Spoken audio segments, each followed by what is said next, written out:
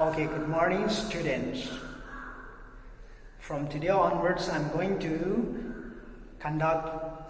start our online class.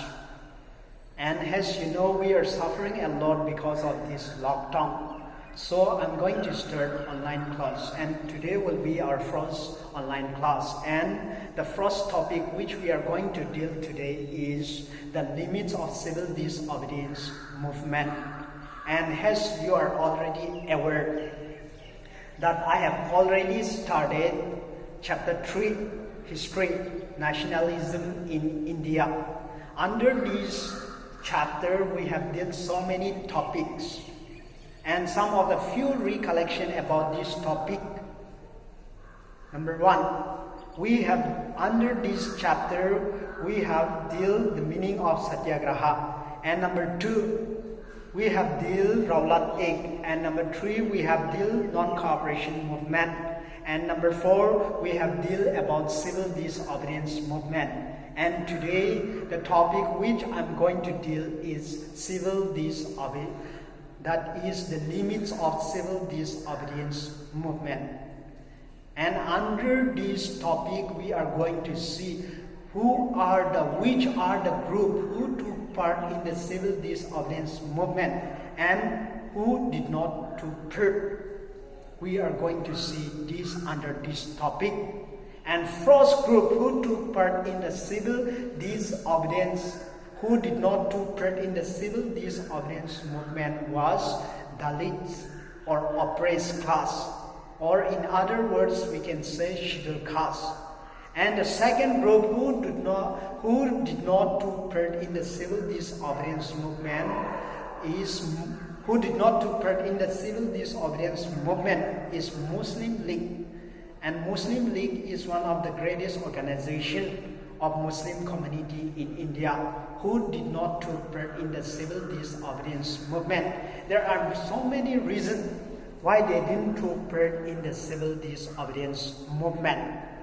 And first we are going to see about the Dalits, why they did not take part in this civil disobedience movement.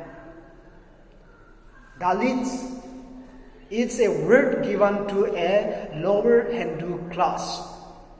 We know that there is four varnas in Hindu or in among the Hindus, or in other words we can say caste system. Okay, in 1930, these oppressed class or lower class, they called themselves in the year 1930, they called themselves as oppressed class or Dalits. And they organized their communities all over India. And they organize their communities all over India, and they don't want to take part in the civil disobedience movement. The main reason is because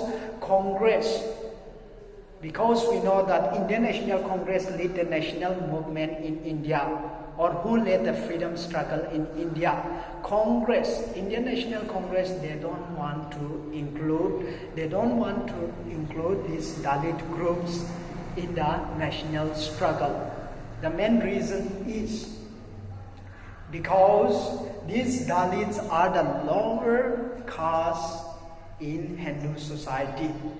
Because they are scared, they are scared that if we include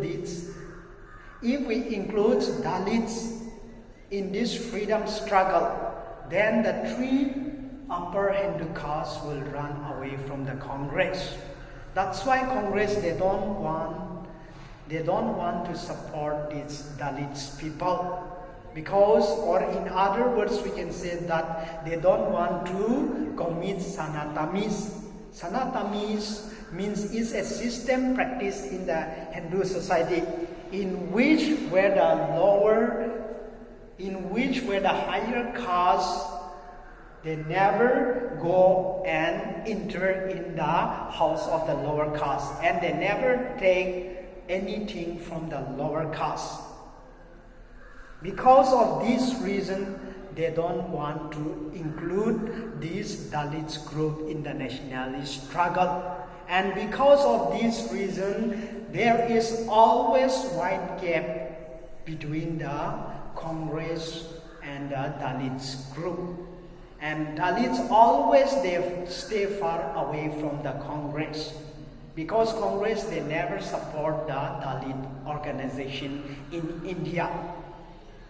But Mahatma Gandhi, the father of our nation, he always support this Dalits group. And he always supported these Dalits people. And he want to include these Dalits into national organization. And he even says that India will not get independence unless if we are not going to include these Dalits or scheduled caste group into our nationalist struggle. He even says this, Mahatma Gandhi. So that's why